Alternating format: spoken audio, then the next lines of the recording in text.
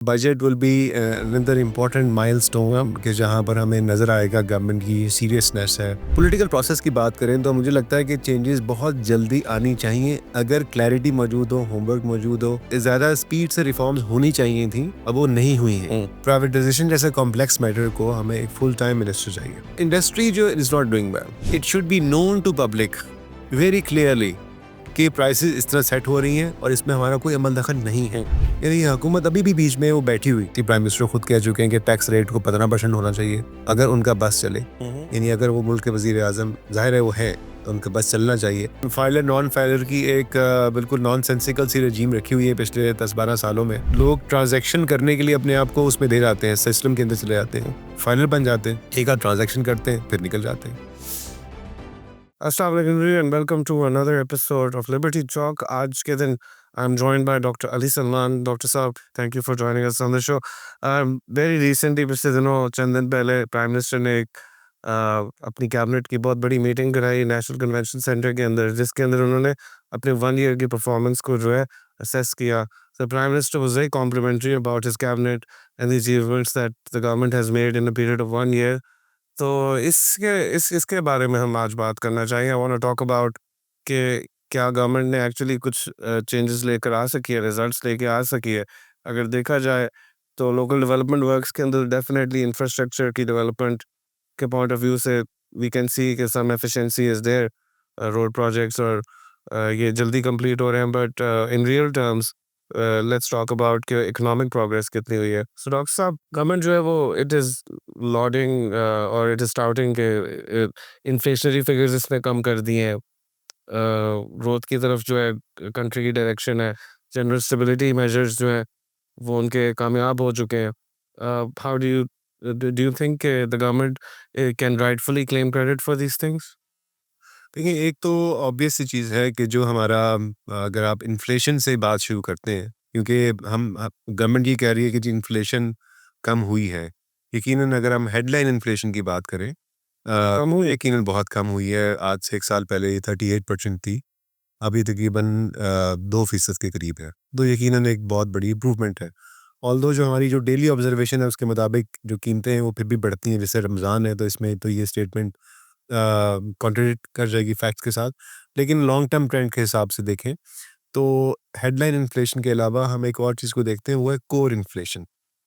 Core inflation से मुराद ये है कि आप इसमें से फूड और एनर्जी की प्राइसेस को निकाल देते हैं, क्योंकि ये बहुत जल्दी तब्दील होती है। तो जो कोर इन्फ्लेशन है वो लॉन्ग टर्म ट्रेंड को मेजर करती है, और स्टेट बैंक की जो पॉलिसी है वो कोर इन्फ्लेशन को टारगेट करती है। ठीक है. तो इस वक्त हमारी कोर इन्फ्लेशन है वो 9% है। ऑलराइट. तो यकीनन ये भी कम हुई है। ये तकरीबन 18% थी आज से 1.5 साल पहले, उससे भी कमी हुई है। लेकिन बहरहाल ये एक यकीनन खुशाइन बात है कि कोर इन्फ्लेशन भी कमी हुई है। ऑल्दो जो जो हमारा टारगेट है, स्टेट बैंक का जो टारगेट है वो है 5 to 7% की रेंज में रहना। Core inflation. कोर इन्फ्लेशन तो अभी हम उस टारगेट से में नहीं आए हैं, तो इसी वजह से उसका वो यकीनन मुताल्लुक है इंटरेस्ट रेट का भी। लेकिन उस पर हम बाद में बात करते हैं। लेकिन एक और चीज़ पे आपने बात की, वो है कि स्टेबिलिटी। स्टेबिलिटी इस सेंस में तो है कि जैसे अगर हम मेजर करते हैं अगर इसको एक्सचेंज रेट के साथ, तो यकीनन ऐसा हमने देखा है कि पिछले 1.5 साल में हमारा जो डॉलर के साथ हमारी रुपए की वो एक्सचेंज रेट काफ़ी हद तक स्टेबल है। उसमें किसी हद तक एडमिनिस्ट्रेशन का भी ज़िक्र उसमें रोल है, क्योंकि एक तो रिटन पॉलिसी होती है और एक रिटन के अलावा एक अनरिटन पॉलिसी भी है। और मेरी अंडरस्टैंडिंग ये है कि बैंक्स को सेंट्रल बैंक की तरफ से ये इंस्ट्रक्शंस हैं कि उन्होंने अपनी इंपोर्ट एक्सपोर्ट को मैनेज करना है। राइट. तो ये कोई पॉलिसी लिखी नहीं हुई है जिसकी वजह से हम इसको इस तरह असेस नहीं कर सकते। लेकिन अगर आप मार्केट के लोगों से पूछें तो प्रैक्टिस ये है कि आपने जब एलसी खोलनी है किसी बैंक ने, तो वो एक्सपोर्ट प्रोसीड्स यानी उस बैंक के अंदर जो हो रही है उसके हिसाब से वो खोलते हैं। अदरवाइज उसको वो डिले करते तो हैं। एलसीज डिले करते आ रहे होते हैं. ठीक ठीक है.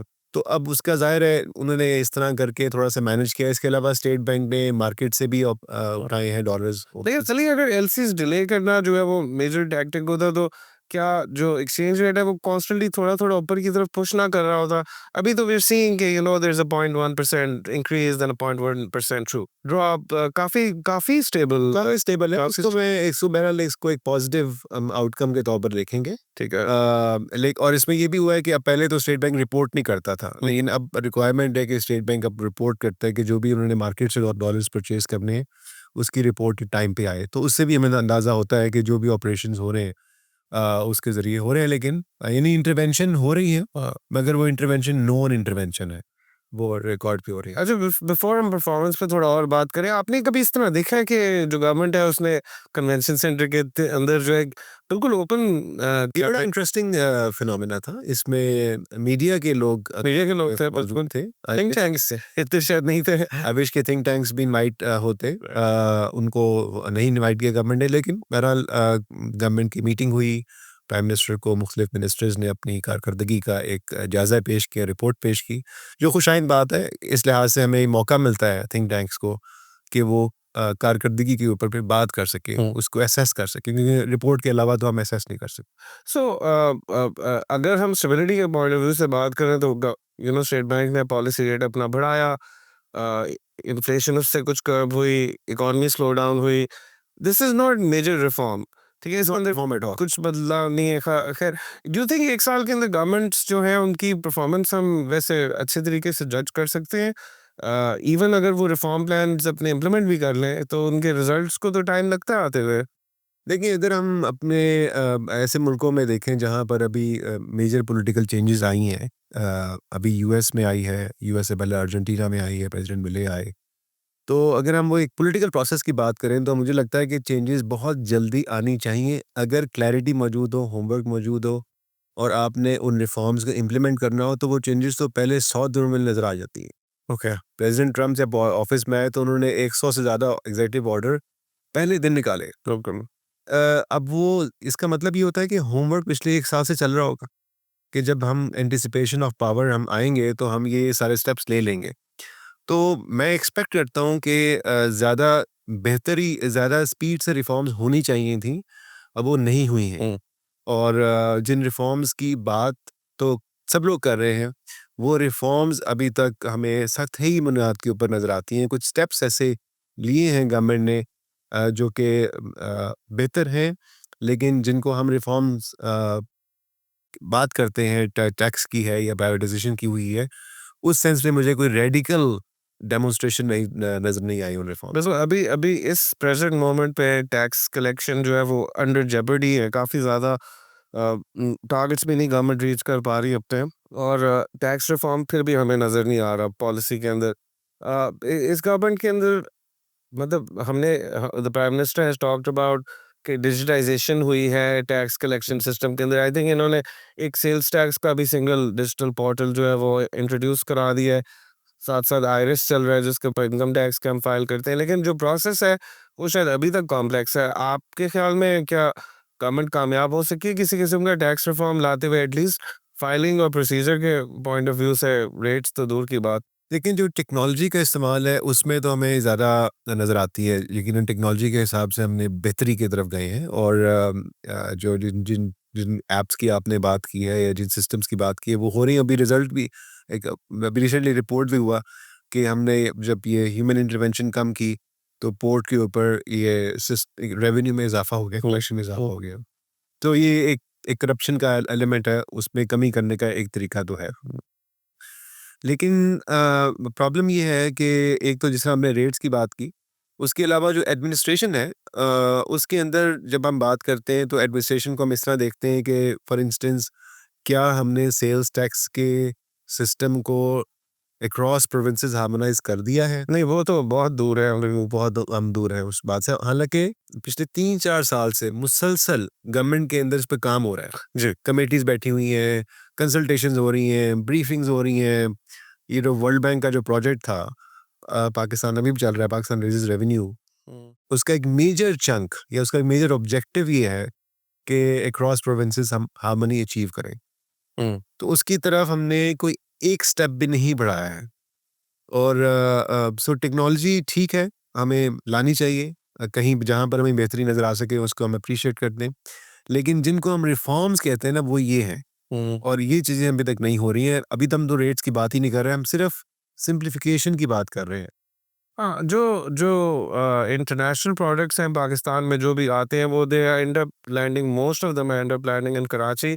तो आई थिंक ये सिंध की वजह से जो है टैक्स हार्मोनाइजेशन का इशू जो है इट स्टिल रिमेन्स के Sindh wants to tax those products where they land, and दूसरे प्रोविंसेस कह रहे हैं कि they should be paying user के साथ टैक्सेस जहाँ पे वो इस्तेमाल हो रहे हैं या जहाँ पे उसका कस्टमर है। तो टैक्सेशन, डू यू थिंक कि आगे अगले दिनों के अंदर क्या गवर्नमेंट जो टैक्स रिफॉर्म की तरफ ही काम कर रही हुई? आई थिंक कि जो चेयरमैन एफबीआर की अपॉइंटमेंट है दैट सिग्नल्स के कंप्लायंस हैवी जो है वो अप्रोच है। इट्स नॉट कि हम जो है पीछे वाली चीज़ें ठीक करेंगे। Are you seeing any indicators कि टैक्स रेट्स जो है वो कम होने को जा रहे हैं, रैशनलाइज होने को जा रहे हैं, और किसी किस्म का माहौल बन रहा है जिसमें टैक्स रेवेन्यूज को अब इंक्रीज किया जा सके? Do think they have any new ideas? एक तो बड़ा मिक्स्ड सी मेरी इस वक्त फीलिंग है। उसकी एक वजह तो ये है कि ज़रा एक वो डीएमजी अफसर हैं, इस वक्त करंट चेयरमैन एफबीआर है, और उनकी जो अप्रोच है वो काफ़ी हद तक एडमिनिस्ट्रेटिव है। इन प्रैक्टिस हमें चीज़ों को अब वो देखते हैं कि भी हमें ज़्यादा कलेक्शन की तरफ जाना है, हमें ज़्यादा इन्फोर्समेंट की तरफ जाना है, वो गाड़ियां भी इन्होंने खरीदी। और गाड़ियाँ भी उन्होंने खरीदी और 32 अरब रुपए गवर्नमेंट से मज़ीद निकलवाए। जो एक बड़ा पैकेज मिला इनको इन्हीं कामों के लिए कि जी हमें अपने अफसरों को फैसिलिटेट करना है। मैं इसके उसके ख़िलाफ़ नहीं हूँ, अगर हेल्प करता है तो ज़रूर करे। लेकिन अगर दूसरी तरफ उनका जो देखें कि अभी आज ही अखबार में आया है, पहले पिछले साल भी इन्होंने इसी चेयरमैन ने कहा था कि हमें टैक्स रेट्स को कम करने पड़ेंगे क्योंकि हम रेवेन्यू हमारा कम हो रहा है। मुख्तलिफ सेक्टर्स की ये खुद मिसालें दे रहे हैं। आज जो बात हुई है वो टोबैको सेक्टर की भी बात हुई है उसके अंदर कि एक्साइज ड्यूटीज का एक्साइज ड्यूटी का रेट है उसको कम करना है। जो ज़ाहिर है हम जैसे जो थिंक टैंक्स हैं हम लोग तो ये कहते हैं कि आपका रेट से बहुत ऊपर जाएगा तो वो बेस कम हो जाएगी और इलिसिट की तरफ मार्केट चली जाएगी। जो हुआ है बहुत ज्यादा मेजर, काफी सेक्टर्स के अंदर इस तरह हो गया है। बिल्कुल, अभी कल देखेंगे कि परसों एक बहुत बड़ा ऐड आया हुआ था Pakistan T association. T association वाले वो भी कह रहे हैं कि बहुत सारे जो टी इम्पोर्ट्स हैं वो लीगल चैनल से इलीगल चैनल की तरफ चले गए हैं। Then we also heard similar things from जो पाकिस्तान में फ्रूट जूसेस की जो कंपनीज हैं, उनको भी they were paying a larger tax, और वो भी कहते हैं कि बहुत सारा इलिसिट प्रोडक्ट अब मार्केट के अंदर आ गया, उनके प्रोडक्ट को डैमेज कर रहा है। I think may be somewhere around 40 to 60% का जो है नुकसान हो गया है, प्रोडक्ट जो है वो नहीं। हालांकि ये फूड प्रोसेसिंग एक मेजर इन्वेस्टमेंट थी जो पिछले कुछ सालों में पाकिस्तान के प्राइवेट सेक्टर ने की थी, लेकिन अगर फिस्कल पॉलिसी ऊपर से ऐसी आ जाए कि जी हमने रेवेन्यू कलेक्ट करना है और रेवेन्यू को कलेक्शन करने के लिए आप एक्साइज ड्यूटी बढ़ा दें या सुपर टैक्स लगा दें, तो उससे तो पूरी चीज़ अनडू हो जाती है। इकोनॉमिक ग्रोथ, जॉब्स, इन्वेस्टमेंट, तब हर चीज़ को फिर हम अनडू कर देंगे काफी डिस्ट्रेस पॉलिसी के नतीजे में। इन्होंने वो ताजिर दो स्कीम भी इंट्रोड्यूस कराई। I think that's not going anywhere अभी तक, तो एटलीस्ट कोई अच्छे सिग्नल्स नहीं है। What do you think? जी, ताजिर दोस्त में जो गवर्नमेंट का क्लेम है वो तो ये कहते हैं कि जी अब हमने इसको इसलिए इंट्रोड्यूस करवाया था कि हम एक तरह से कोई डेटाबेस डेवलप करना चाह रहे थे। राइट। अब वो ये कह रहे हैं कि जी हमारा मकसद टारगेट ये नहीं था कि हम इकट्ठा करें टैक्स से बहुत ज़्यादा, क्योंकि टैक्स को खास इकट्ठा हुआ नहीं। ठीक है। जो लेटेस्ट नंबर्स हैं वो ग़ालिबन ये है कि 4-5 लाख लोग इसमें आइडेंटिफाई हुए हैं ठीक है। According to the chairman FBR. ये अच्छी बात है, लेकिन अब देखें कि अभी रिसेंटली जो टैक्स के नंबर्स आए हैं, यानी जो फाइलर्स के नंबर आए हैं वो भी काफ़ी बढ़ गए हैं।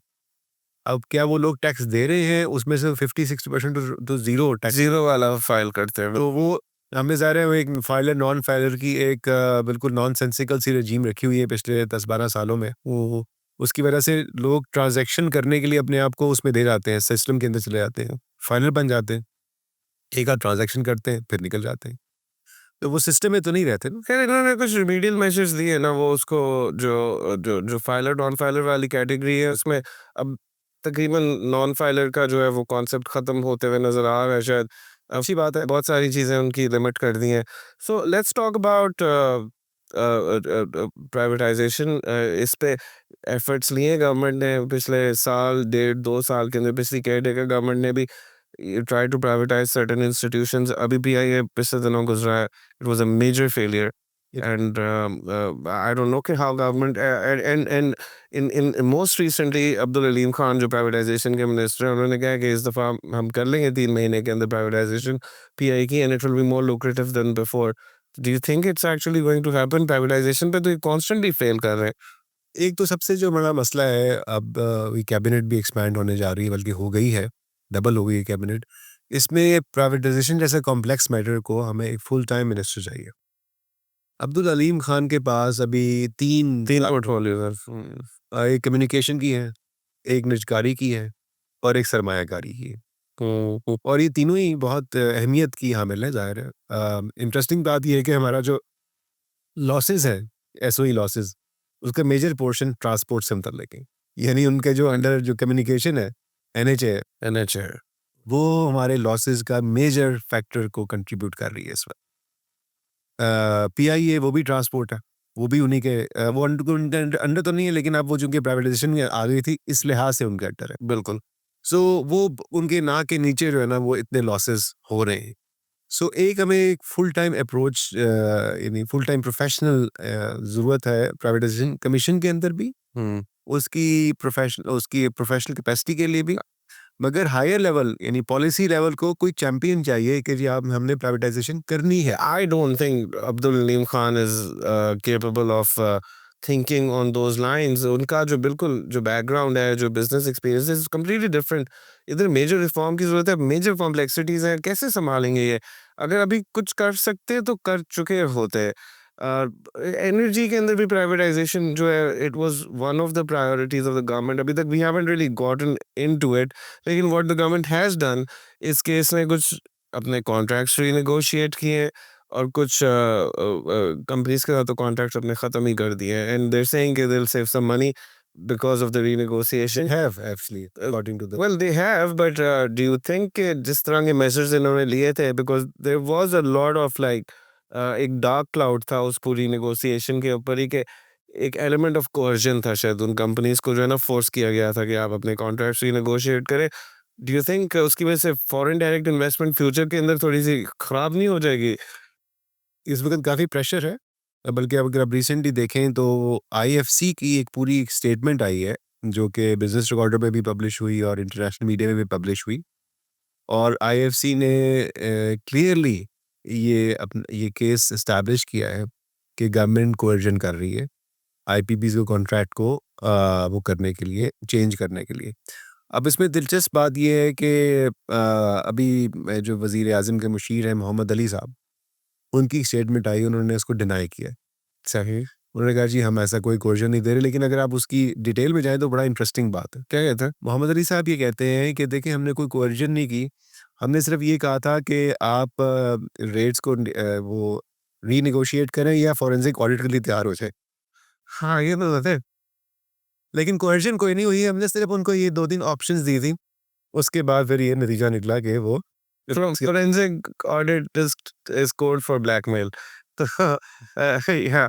सो कोई कोर्जन नहीं है, लेकिन ये कि ये ऑप्शन उनको दी गई हैं, अब वो खुद कह रहे हैं कि ऐसी ऑप्शंस दी गई हैं। लेकिन ये बड़ा नुकसान है मुझे लग रहा है. मतलब गवर्नमेंट्स तो फिर भी गवर्नमेंट टू गवर्नमेंट इन्वेस्टमेंट्स हो जाती हैं, और एसएफसी की तो मुझे लगता है कि प्रायोरिटी यही है कि उसने बाहर की गवर्नमेंट से इन्वेस्टमेंट लेके पाकिस्तान के अंदर करनी है. लेकिन if you are going to go after serious targets and serious numbers, तो we need private FDI, we need private investments coming into the country. I don't think anybody is going to come and invest money in this country अगर उनकी life, उनकी उनकी property और उनकी investment जो है वो सिक्योर नहीं होगी, एटलीस्ट गवर्नमेंट के क्वेश्चन के.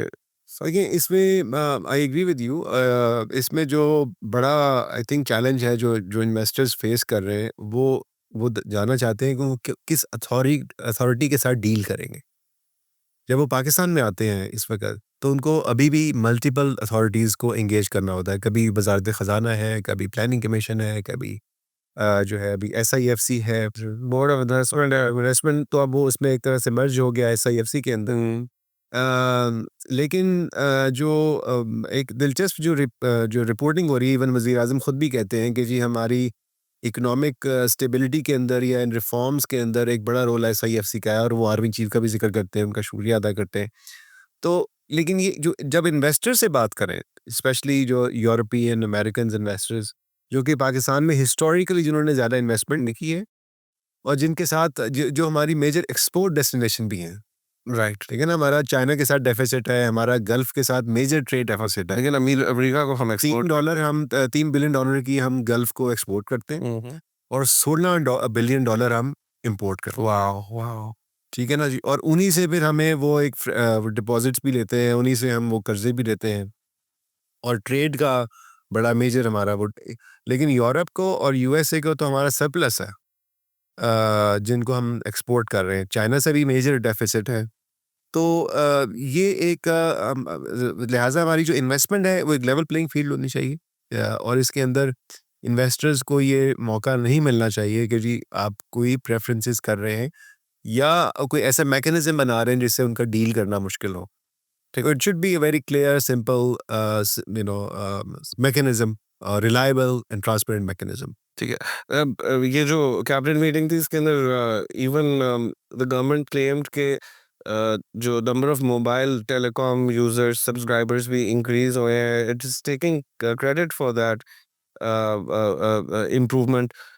Would you give it credit for that improvement, or would you say कि ये private sector या naturally growth जो होती है उसका रिजल्ट है? क्योंकि हमने देखा है कि टेलीनॉर जो है it has had to divest from Pakistan. Uh, do you think the industry is doing well? Industry जो इज़ नॉट डूइंग वेल। देखिए, अगर आप इंडस्ट्री के डिपेंड करता है हम कौन सा इंडिकेटर लें। अगर आप यूज़र्स की बेस लें तो यकीनन वो ग्रोथ उसमें अंदर हो रही है। हाँ। और एक नेचुरल फिनोमेना है, टेक्नोलॉजी है, वो बढ़ रही है, टेक्नोलॉजी सस्ती हो रही है। तो यकीनन उसका नतीजा ये है कि अब हमारे के हाथ में मोबाइल फ़ोन आ गया है, regardless of the economic class, which is a good thing, you know. लेकिन अगर आप इंडस्ट्री को देखें तो इंडस्ट्री ने इसमें हंड्रेड्स ऑफ मिलियंस की डॉलर्स की इन्वेस्टमेंट की हुई हूँ, और इंडस्ट्री एक इंडिकेटर को लेकर चलती है जिसको हम कहते हैं ARPU. Yes, average revenue per user. हाँ जी, और वो इस वक्त $1 है और वो बहुत पर मंथ, वो बहुत सालों से यही है। तो इन कंपनीज की इन्वेस्टमेंट ही नहीं रिकवर होनी, और टैक्सेशन का बड़ा मेजर रोल है इस सेक्टर के अंदर भी। 40% तक इनका तो टैक्स में जा रहा है, जो रेवेन्यू है उसमें। तो इसके अलावा सुपर टैक्स वगैरह और इनकम टैक्स वो इसके अलावा तो जब तक आप इन्वेस्टर को श्योरिटी नहीं दे रहे कि भाई वो अपना कैपिटल रिकवर करें। इवन जो टेलीनॉर के एग्जिट की जो बड़ी वजह है वो ये तो था ज़रा ये लॉन्ग टर्म है कि कितनी जल्दी आप रिकवर करते हैं, it can take some time. लेकिन आई अंडरस्टैंड कि उनका जो मेजर एक कंप्लेंट थी वो ये थी कि हमने 2022-23 में जब हमने अपना प्रॉफिट की रिपैट्रिएशन को रोका और स्टेटमेंट ने कहा कि जी आप अपने प्रॉफिट या अर्निंग्स को आप बाहर नहीं लेकर जा सकते, तो it was a major blow for all the investors across Pakistan. अब हम थोड़ा सा बेहतरी हुई है, अब वो उसमें इजाज़त मिल गई है और अब दोबारा आउटफ्लो शुरू हो गया हुआ है। इस तरह अभी एफडीआई के नंबर से भी अंदाज़ा होता है कि अब आउटफ्लो भी हो रहा है, इनफ्लो भी हो रहा है। लेकिन ये जब हम कहते हैं ना डूइंग बिजनेस एनवायरनमेंट, तो ये फंडामेंटल चीज़ें हैं जिनको एड्रेस करने की ज़रूरत है। हमने शायद कॉस्मेटिक चीज़ें कुछ बेहतर की हैं, लेकिन ये कुछ फंडामेंटल चीज़ें हैं जिसको अभी तक हमने ठीक और फिर एक्सपोर्ट्स की ग्रोथ जो है, आई थिंक वो भी एक मेजर जो है मिसिंग चीज़ है अभी तक। नॉट सीइंग एक्सपोर्ट्स में थोड़ी सी ग्रोथ आ रही है, जो which is encouraging. I think it of late बेहतर हुआ है। हमारा एग्रीकल्चर सेक्टर के अंदर जो हमारी एक्सपोर्ट्स थी वो थोड़ी सी बेहतर हुई हैं, बहुत स्मॉल नंबर्स में। लेकिन ऑटो की एक्सपोर्ट पाकिस्तान ने फर्स्ट टाइम शुरू की है, कुछ गाड़ियाँ हमने एक्सपोर्ट की हैं, विच इज़ ऑल गुड। लेकिन हमने जब ये देखा है कि हमने एक्सपोर्ट को डबल करने की बात की हुई है 2029 तक, तो विच मीन्स कि हर साल हमारी एक्सपोर्ट्स को 14% तक ग्रो करना पड़ेगा। ये एक बड़ा टारगेट है, अचीवेबल है, लेकिन उसके लिए आपको पूरा अपने टैरिफ पॉलिसी को रिवैम्प करना है। अभी नई पॉलिसी अनवेल होने जा रही है, ऑफिशियली अनाउंस नहीं हुई है, लेकिन आई अंडरस्टैंड कि it's ready and it's ready to be soon made public. So exporters को ये बताना है कि हमने कैसे अपने मार्केट्स में रीच होना है। नई नई नई मार्केट्स डिस्कवर करना है, नए प्रोडक्ट्स को करना है, वैल्यू एडिशन करनी है। तो ये प्रोसेस है। एक अगर आप ये देखें जो इसको टैरिफ वॉर हुई है शुरू दुनिया के अंदर, उसमें पाकिस्तान को बड़ा क्लोजली देखने की ज़रूरत है, एक स्टडी करने की ज़रूरत है कि कहाँ पर अपॉर्चुनिटीज़ बन सकती हैं इन मार्केट्स में, जो कि अब ज़्यादा यानी जिन ज़्यादा ट्रेडिशनल जो मार्केट्स हैं उनका एक्सपेंसिव हो रही हैं प्रोडक्ट्स बिकॉज ऑफ टैरिफ। ये इस पे भी हम I think let's talk about that shortly but I do you think would you give the credit to the private sector and their hard work and their commitment to their work या would you give this credit to the government के exports जो है अगर बढ़ाने के अंदर improvement में succeed भी हो जाते हैं because we don't see major policy changes हमें कोई ऐसी policy changes नज़र आ रही अभी तक जिसकी वजह से हमारे exports जो है उनके लिए और ज़्यादा access खुल जाए markets के लिए बाहर की तरफ so there are some programs going on growth process है, बल्कि अभी तो वो तो हो गई, लेकिन हमारे जो अगर हम लॉन्ग टर्म ट्रेंड देखें एक्सपोर्ट का, वो तो इनफैक्ट स्टेगनेंसी की तरफ है। लॉन्ग टर्म ट्रेंड जी वो तो एक तरह से हम वहीं पर खड़े हैं अगर आप जीडीपी के हिसाब से देखें, बल्कि अनफॉर्चुनेटली नीचे की तरफ गए। लेकिन अगर आप पिछले 5 साल को भी देख लें तो हमें थोड़ा सा, कभी थोड़ा सा नीचे जाते हैं, कभी ऊपर चले जाते हैं, तो हमें एक तरह हमें कोई मेजर जंप नज़र नहीं आते। बल्कि अभी अगर टॉकिंग अबाउट एक्सपोर्ट्स, अभी रिसेंटली सियालकोट में जो इंडस्ट्रियलिस्ट बैठे हैं, जो एक्सपोर्टर्स बैठे हैं, उन्होंने एक अलार्म साइन एक रेज़ किया है, एक रेड फ्लैग रेज़ किया है एफटीआर को लेकर। के पहले जो 1% मिनिमम था, अब वो पहले वो फाइनल था, अब वो मिनिमम हो गया है। जी और वो कह रहे हैं कि जी गवर्नमेंट ये भी डिमांड कर रही है एफटीआर कि जी पिछले 5 साल के भी आप हमें टैक्स रिकॉर्ड्स दें। जी काफी डिस्टर्ब है ये लोग कहते हैं हमने तो ये प्रैक्टिस करी रही इम्पॉसिबल है, क्योंकि या तो आप पहले से पॉलिसी आप अगली फ्यूचर के लिए बनाते हैं ना, आप पीछे तो ना जाए। अगर आपने पॉलिसी बनाई भी है और उसमें ठीक है, मतलब कि अगर आप अगर आप प्रॉफिट अर्न कर रहे हैं तो आप फिर एक इक्वल लेवल के ऊपर टैक्स लगाएं, ठीक लेकिन वो सब चीज़ को देखना पड़ता है ना आपको। एनर्जी को भी देखें आप, बाकी कंपेटिटिवनेस को देखना पड़ता है। असल में फ्रैंकली गवर्नमेंट ने फिस्कल पॉलिसी को यूज़ किया है to compensate for the lack of competitiveness. ठीक ठीक कि वो उसको वो करते हैं कि जी चले हम आपको उस तरह फैसिलिटेट नहीं कर सकते हैं, लेकिन हम आपसे ज़रा कम टैक्स ले लेंगे ताकि आपके पास ज़्यादा कैपिटल हो। अच्छा अभी तो मैंने ये भी देखा है कि जो इंडस्ट्री वाले हैं एफपीसीसीआई वाले वो तो गवर्नमेंट से डिमांड करेंगे इंटरेस्ट रेट को फर्दर डिक्रीज किया जाए वो कहते हैं कि इन्फ्लेशन कम हो गई है और अब जो है there is too much premium on borrowing what do you say about that I think FPCCI is wrong and on this matter state bank की पॉलिसी काफ़ी बेहतर है। ठीक है और स्टेट बैंक की जो पॉलिसी है बेसिकली उनकी एक लॉन्ग टर्म इन्फ्लेशन के ऊपर नज़र होती है। जो उनकी मॉनेटरी पॉलिसी है वो गालिबन बल्कि 10 मार्च को अनाउंसमेंट होनी है। अच्छा वो जो तो मैं नई वो नई जो पॉलिसी अनाउंसमेंट होनी है वो एमपीसी बैठेगी। ठीक है तो I don't expect a major reduction, maybe 0.5 और मैक्सिमम 1%। मुझे लगता है कि 0.5 होगा। और इसमें जो एफपीसीसीआई है, जो बिजनेस कम्युनिटी है, वो उसको देख रही है इन्फ्लेशन के सिर्फ हेडलाइन नंबर को, कोर इन्फ्लेशन को नहीं दे और इन्फ्लेशन को नहीं देख रही है। तो ज़ाहिर है वो उस तरह लगता है कि हमारी हेडलाइन इन्फ्लेशन कम हो गई है, विच इज़ ट्रू, लेकिन स्टेट बैंक देखता है लॉन्ग टर्म। सो आप basically your what you are saying is कि आप इंटरेस्ट रेट को बैक करेंगे कोर इन्फ्लेशन के साथ इंटरेस्ट रेट को हमें ऐसे ही करना चाहिए कि पॉजिटिव उसके अंदर है। अच्छा ठीक है अली अब थोड़ा सा इंटरनेशनल पॉइंट ऑफ व्यू से बात कर ले may be for the next 2 years Pakistan के लिए you know what's in store so Donald Trump साहब आए इन्होंने मेजरली जो है वो आपने कहा 100 एग्जीक्यूटिव ऑर्डर्स उन्होंने पहले पास किए उसके अलावा आजकल टैरिफ अनाउंसमेंट्स के अंदर वो मेजरली मसरूफ है आई थिंक कि गाजा वॉर जो है primarily that's pretty much over अब उसके अंदर लड़ाई और वो चीज़ें मोबिलाइज नहीं हो रही at the same time Ukraine war seems to also be dwindling down और अभी रिसेंटली जो ओपेक प्लस कंट्रीज हैं उन्होंने अपनी आउटपुट्स को भी बढ़ाने की बात की है सो अब एनर्जी मार्केट्स जो है उनके अंदर it might be that we have a greater availability of oil and less demand for oil as well because जब वॉर्स ये गुजर जाएंगे तो डेफिनेटली आई थिंक वो थोड़ी रैशनल नॉर्मलाइज हो जाएगी तो डू यू थिंक के this might actually become an excuse for the government not to do energy sector reform क्योंकि आगे जाके पेट्रोल सस्ता होगा they'll probably be trying to collect sales tax on it what do you think is going to be the government's behavior, and what do you think is the right way to go about it? So first of all, a quick rejoinder on the Gaza. I think you're right कि जो war वाली जो resources थे तो अब वो situation खत्म हो गई, लेकिन अब हम सुन रहे हैं पहले यूएस की तरफ से अनाउंसमेंट हुई, रिकंस्ट्रक्शन की बात हो रही है। Drill baby drill. नहीं, वो बात हो रही ऑयल के साथ, लेकिन जो गजा है उसमें इन्वेस्टमेंट Oh, right. कंस्ट्रक्शन की बात हो रही है ना। और उसके अंदर जो है अभी इजिप्ट ने अपना प्लान अनाउंस कर दिया है। Mm-hmm. इजिप्ट ने कहा है कि चूंकि यूएस का था कि जी हम ये पैलेस्टीनियंस को यहाँ से रीलोकेट करें, तो इजिप्ट भेज दें, जॉर्डन भेज दें, सऊदी अरब भेज दें, और उस पर रिएक्शन हुआ कि जी I don't want to take it, और उनका लैंड है, उनको रहना चाहिए वहाँ पर। तो अब इजिप्ट ने एक $53 बिलियन का एक पैकेज अनाउंस किया है, या एक प्लान अनाउंस किया, इट्स नॉट अ पैकेज, और इसमें उन्होंने कहा है इजिप्शियन प्रेसिडेंट सीसी ने कि इसमें सऊदी अरब भी आए, बाकी मुल्कों को इनवाइट किया कि जी हम गजा की रीबिल्डिंग के लिए ये फंड बना रहे हैं, alternative to Trump plan.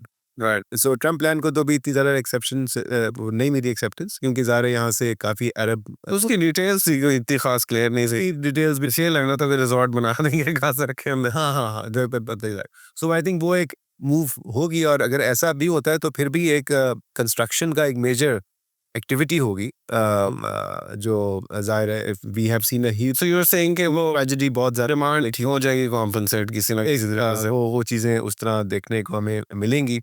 But coming back to Pakistani government approach to what's happening globally, so एक तो इसमें commodity prices, I agree with you, के नीचे जाएंगी, नीचे जाएंगे। और ऑयल से कम से कम ऑयल हमारा वो मेजर, जो कि हमारा इंपोर्ट बिल भी उसमें ऑयल का एक बड़ा मेजर पार्ट है, तो हमें एक थोड़ा सा एक स्पेस उसमें मिलेगी। अब उसके अंदर हमारी जो प्राइसेस है ना जी, वो ऑलरेडी इंडेक्स्ड हैं ग्लोबल प्राइसेस के साथ इस वक्त। तो मेरा ख्याल है कि वो पॉलिसी ठीक है, इसको जारी रखना चाहिए, लेकिन ये तासुर नहीं देना चाहिए जो भाई हुकूमतें बार बार देती हैं बीच में कि जी वज़ीर आज़म ने आज कह दिया है कि जी प्राइसेस को हम कम करेंगे या अगली दफ़ा बढ़ा देंगे। तो it should be known to public very clearly कि प्राइसेस इस तरह सेट हो रही हैं और इसमें हमारा कोई अमल दखल नहीं है। यानी हुकूमत अभी भी बीच में वो बैठी हुई। और इसके अलावा जो एक और चीज़ इसके अंदर है कि जो इसमें मार्जिन्स हैं वो भी कंट्रोल्ड हैं। जी। जो ऑयल मार्केटिंग कंपनीज के मार्जिन्स हैं, मैं तो कहता हूँ उनको भी ओपन करें आप कंपटीशन लेके आए। आप ये क्यों आपने वो किया हुआ है, आप उनको कहें कि जी इन्वेस्टमेंट करें। आप प्राइसेस फ़र्क होनी चाहिए। अगर आप यूएस में जाएं और मार्केट पे जाएं तो मुख्तलिफ जगहों पर हमें प्राइसेस, पेट्रोल की प्राइसेस फ़र्क मिलती हैं, फर्क मिलता है। ब्रांड में फ़र्क होती है, रीजन में भी फ़र्क होती हैं। तो हमने तो यूनिफॉर्म रखी हुई है प्राइस, जी। इज़ रॉन्ग, क्योंकि हमारा तो कंट्री की आप देखें जोग्राफी, नॉर्थ साउथ बहुत फ़र्क है। तो it should be available on different prices according to the costs. अच्छा, प्राइसेस के ऊपर नाउ ऑयल की समझ आती कि prices might be decreasing, what about other commodities and other things, because ये जब फॉर एग्जांपल जब जस्टिन ट्रूडो ने बात की अमेरिकन टैरिफ्स के बारे में, तो उन्होंने कहा कि अब you should be preparing for higher inflation। हाँ। उन्होंने अमेरिका को कहा, तो America should definitely be preparing। America will experience that. Yes, but what about countries like us? So जो हमें majorly हम export करते हैं अमेरिका को, do you think हमारे ऊपर उस I don't think so कि हम कोई इतना important है? हम इम्पोर्टेंट नहीं, हमारा स्केल भी बहुत छोटा है, हमारे एक्सपोर्ट वॉल्यूम बहुत कम है, हमारी इकॉनमी का साइज़ बहुत छोटा है रिलेटिवली। तो इसलिए आई डोंट, अब मैं नहीं देख रहा कि बहुत कोई पॉजिटिव या बहुत नेगेटिव चेंजेस होंगी, थोड़ी मार्जिनल के अंदर चेंजेस हो सकती हैं। लेकिन टॉकिंग अबाउट दैट, एक और जो चीज़ जिसको हमें अफेक्ट करेगी वो है ईयू के रेगुलेशंस। राइट। सो ये तो चले ग्लोबल पॉलिटिक्स हो गई। ईयू के जो रेगुलेशंस हैं, जो हमने जीएसपी प्लस के अराउंड कमिट किए थे, वो अब एनफोर्स होने जा रहे हैं, वो 2027 के बाद फुली लागू हो जाएंगे। ठीक है। और उसके अंदर पहले तो लेबर लॉज की बात थी, वो हमने किसी हद तक कंप्लाई किया, फिर ह्यूमन राइट्स की बात थी, वो भी हमने फॉलो किया, क्लाइमेट चेंज, क्लाइमेट की बात हो रही, वो हमसे अभी संभाला नहीं जा रहा। वो हमसे शायद ना संभाले। We don't have the capital to, हमारे पास कैपिटल नहीं है, हमारे पास कैपेसिटी नहीं है, हमारे पास वो स्किल नहीं है, टेक्नोलॉजी नहीं है। अभी जो डिजिटल पासपोर्ट की बात हो रही है, हमारी फॉर्मर कुलीग सारा जावेद ने बड़ा अच्छा आर्टिकल लिखा था कि टेक्सटाइल सेक्टर को कैसे अपने प्रोडक्ट को उसकी आइडेंटिफिकेशन के लिए इस तरफ जाने पड़ेगा। अदरवाइज वो यूरोप की मार्केट उनके लिए बंद हो जाएगी। हम्म, तो so that is the problem, यानी ये मुझे लगता है ये ज़्यादा बड़ा थ्रेट है। जो भी भाई थोड़ी बहुत एक्सपोर्ट्स हैं उनको तो सँभाले ना। बिल्कुल सही। कि वो टैरिफ के अंदर तो शायद हम एक तरह से कोई इतने मैटर नहीं करते टैरिफ वॉर के अंदर, लेकिन ये चीज़ तो हमारे ऊपर आ गई है। ये तो साल के बाद इम्प्लीमेंट होने जा रही है। बिल्कुल सही।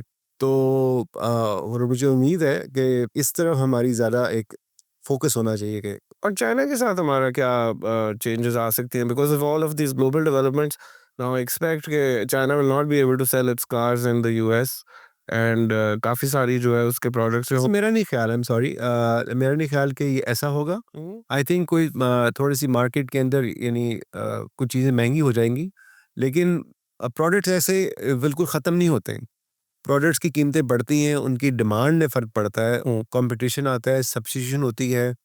एंटरप्रेन्योर या जो इन्वेस्टर ही है वो चेंज करते हैं अपने आप को। तो यू डोंट थिंक इस तरह नहीं होगा कि ये इस will not be a 1-0 situation. you don't think that Chinese products that used to go to America will not end up in markets like Pakistan then? No, no, no, there is a huge degree of economies of scale. ठीक। वो जो जिस market को वो target कर रहे थे, पाकिस्तान तो उसके मुकाबले में बिल्कुल एक एक बहुत छोटा उसका हिस्सा है, नो? ठीक है। तो वो तो नहीं होने वाला। लेकिन उनकी अपनी डाइवर्जन होगी, ट्रेड की डाइवर्जन होती है। हम्म, वैसे भी इस वक़्त चाइना के पास तो सरप्लस है, करंट अकाउंट भी है, ट्रेड सरप्लस भी है। तो उस हिसाब से भी उनके इंटरनल इन इकोनॉमी को थोड़ा फ़र्क पड़ेगा, हम्म, उनका अपना जो ग्रोथ है वो ज़रा कम होगा। लेकिन I don't see a major crisis also sure. In that respect. Diversion से मुराद ये है कि दूसरी मार्केट्स में कुछ प्रोडक्ट जा सकती हैं चाइना की। लेकिन ये अभी देखते हैं कि अभी क्योंकि अभी रिसेंट फिनोमेना है तो इसके जो असरात हैं वो कितनी जल्दी हमें मार्केट में मिलते हैं। कुछ लेवल तक तो अनसर्टेनिटी मार्केट के अंदर अभी भी है। नोबडी रियली नोज के जब ये ट्रम्प के टैरिफ्स एक तो वो बार बार जो एक्सटेंशन दे देते हैं कि मैं 1 महीने बाद लगा दूंगा या उसके बाद अभी तो लग गए हैं। Backs down as well. हाँ, हाँ, अभी तो नहीं, आई थिंक कनाडा वाले जो है वो उन्होंने एक्सटेंड कर दिया वो 1 महीने बाद। सॉरी, मेक्सिको वाले जो है वो 1 महीने बाद लगने हैं। He is trying to preserve that relationship as well, लेकिन जनरली एग्रेसिव स्टांस है, आइसोलेशनिस्ट है। गॉड नोज के अमेरिका का रोल ट्रेड इंटरनेशनल ट्रेड के अंदर क्या रह जाएगा। A lot of people are concerned, but let's see, let's hope for the best. Pakistan I think थोड़ा सा आइसोलेट हो गया वो वेस्टर्न इन्वॉल्वमेंट से since America has left Afghanistan. अभी हमने वो टेररिस्ट भी पकड़ा के दिया, उनका हमारा नाम भी लिया गया। बड़ी खुशी हुई है, पाकिस्तान में एक लहर चली है कि ट्रम्प ने जो नाम लिया है। मे बी अगले साल तक इमरान खान साहब को भी जो है वो छुड़वा सकते हैं। ये भी एक बात हो रही थी, एआई वीडियोस चल रही थी। तो I think that's a good picture. I think government is maybe too keen to take credit for things and ये होनी जो चेंजेस हैं वो होनी मार्केट के थ्रू ही है, होनी प्राइवेट सेक्टर के थ्रू ही है, but they seem to be fixated on preserving their political image. वो ज़रूरी है, वो भी for the stability of the country. I think next 4 years government उड़ान प्लान भी लेकर आई है, ट्रांसफॉर्मेशन प्लान भी एक चल रहा है जिसके अंदर रिफॉर्म चल रहा है। मैं ई कॉमर्स ट्रैक करता हूँ, उसके रिफॉर्म की साइड ट्रैक करता हूँ रेगुलरली, सो आई नो कि उधर हुआ है काफ़ी कुछ काम जो है वो रिफॉर्म के टर्म्स के अंदर हो गया, लेकिन nothing that would unlock growth in that sector as well.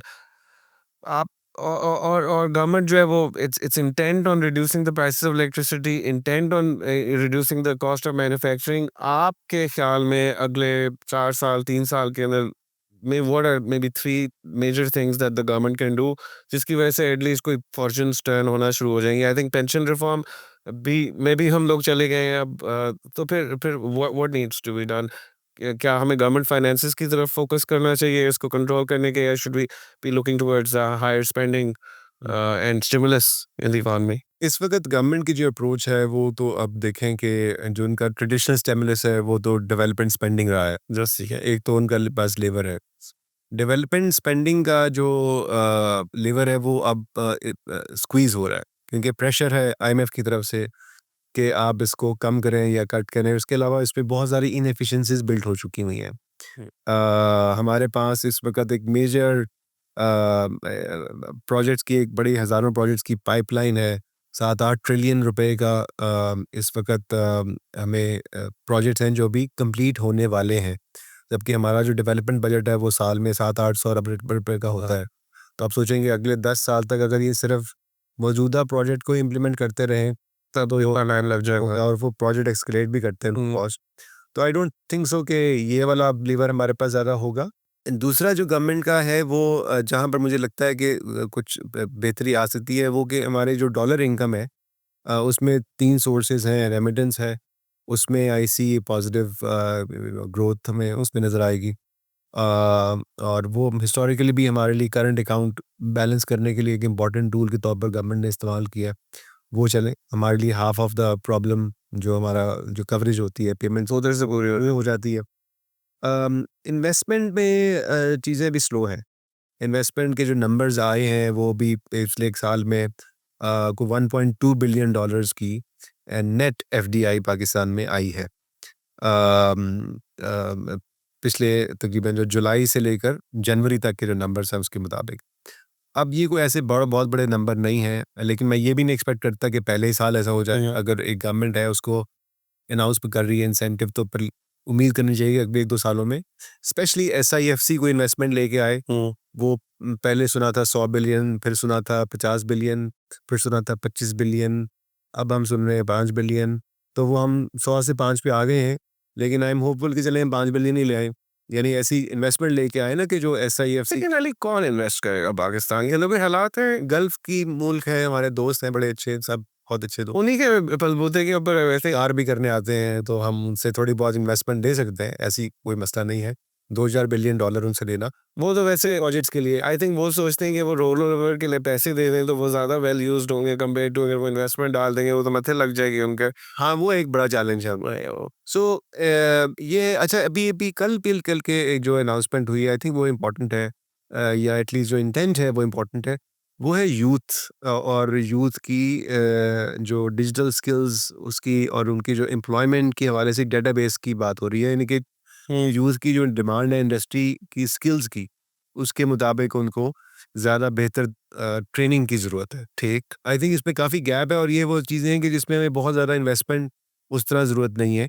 यानी हमारा जो ह्यूमन रिसोर्स है, उसको अगर हम बेहतर तरीके से पॉलिश करें, उनको एजुकेट करें, उनको स्किल्स दें, उनको थोड़ा सपोर्ट करें, तो वो अपने लिए भी और पाकिस्तान के लिए भी कुछ अर्निंग ला सकते हैं। बाहर जाके बाहर जाके ला सकते हैं, बड़ा ब्रेन ड्रेन है इधर, बड़ा मसला है। I think no well wishing leader of this country would want the people of this country to leave so that they can send remittances to Pakistan, लेकिन पॉलिसी स्टेटमेंट्स इस तरह की आती हैं।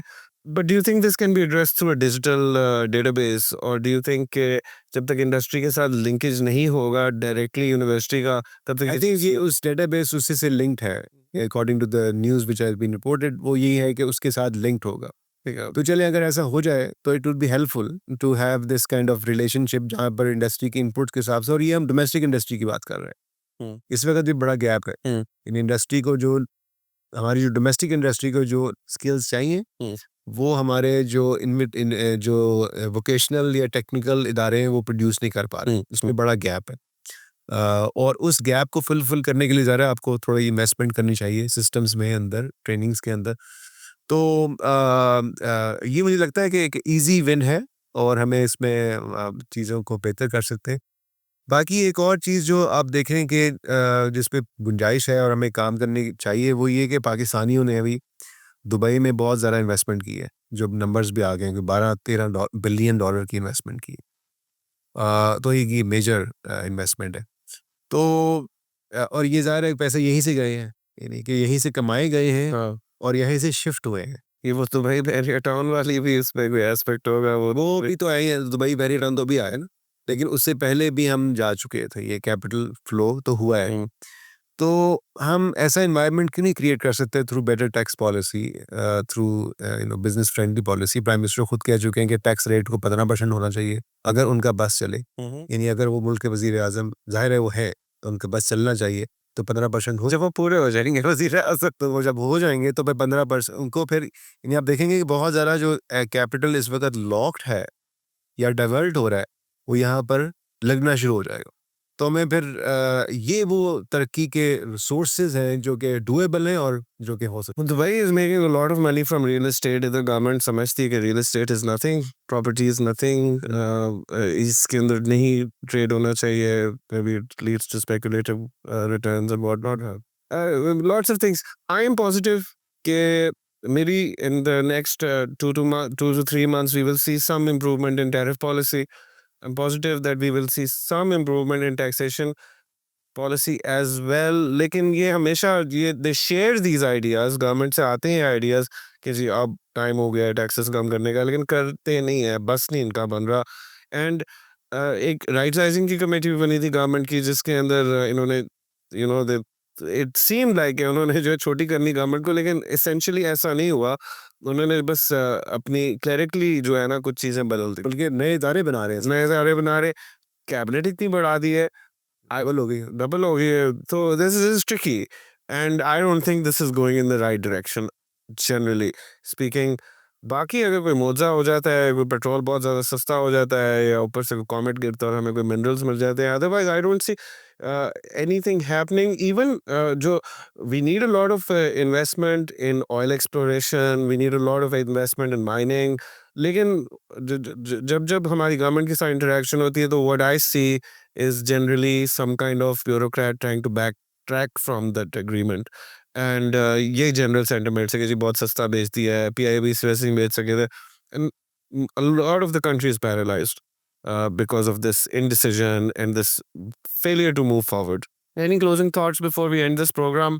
कि maybe अब इस बजट के बाद अब हम किस तरफ क्या करने जा रहे हैं? एक तो मुझे लगता है कि budget will be another important milestone कि जहाँ पर हमें नज़र आएगा गवर्नमेंट की सीरियसनेस है, चाहे वो right sizing of the government की बात है, या वो टैक्स रिफॉर्म्स की बात है, या वो आपके जो रेगुलेटरी रिफॉर्म्स की बात है, क्योंकि सारी चीज़ों की जो रिफ्लेक्शन है वो बजट डॉक्यूमेंट में होती है. तो पिछले साल तो इनके पास मौका नहीं था, हुकूमत में मार्च में आए, बजट जून में आ गया. इस साल तो उनके पास पूरा मौका है और बहुत सारी टास्क फोर्सेस, बहुत सारी कमेटीज़ काम कर रही हैं. एक आध में गवर्नमेंट ने मुझे भी शामिल किया है, लेकिन वो एक मार्जिन के ऊपर है. असल जो चीज़ है वो ये है कि कितना ज़्यादा हमें चेंज नज़र आती है और उसका बजट डॉक्यूमेंट उसका इज़हार करेगा. So I will pin my hope till that time, और हम उसको फिर मुस्तकबिल में रिविज़िट कर सकते हैं how it goes. Thank you very much, Dr. Ali, and thank you so much for staying with us on the program. I think that generally जो बात आज हुई है वो यही हुई है कि the government is too eager to take credit, and still all the serious things जो ज़रूरी चीज़ें करने की ज़रूरत थी वो अभी तक नहीं हुई हुई. ये वाला बजट, अपकमिंग बजट बहुत इम्पोर्टेंट है. इसमें हमारे ख्याल से गवर्नमेंट को अपनी कॉस्ट को कम करने के ऊपर फोकस करना चाहिए, और टैक्स रेवेन्यूज बढ़ाने के लिए टैक्स रेट को कम करना पड़ेगा. सिंप्लीफिकेशन ऑफ टैक्स रिजीम जो अभी भी it is a long way way way ahead, and उस पर बहुत ज़्यादा मेजर काम करने की ज़रूरत है. गवर्नमेंट कॉन्स्टेंटली ये हम देख रहे हैं कि गवर्नमेंट अब एक्टिवेटेड है, they are taking a lot of interest in developing solutions, जिससे ईज ऑफ बिजनेस या फैसिलिटेशन एटलीस्ट सरसरी लेवल के ऊपर जो है वो कवर कर रही है. लेकिन more needs to be done. Country को रिक्वायरमेंट है इस चीज़ की कि अभी जो है हमारी ग्रोथ पोटेंशियल अनलॉक हो जाए. We cannot remain in the traditional thought pattern, जहाँ पे हम जिस तरह पहले सोचते थे, अपनी मर्केंटलिस्ट सोच है या उसको जैसे भी आप कर लें ट्रेडिशनल सोच है, तो उसके मुताबिक नहीं चल सकते. We need more investment, we need to export, we need to produce, we need to increase our agriculture exports, our IT exports, our services, and we should think about how we can utilize our most important resource, जो कि हमारी population और हमारी youth, के हम उसका पूरा फ़ायदा उठा सकें और एक तरक्की की जो है राह की तरफ जा सकें. Thank you for staying with us. But till next time, my name is Saeed Ali Hassan, and this is Liberty Talk. Allah Hafiz.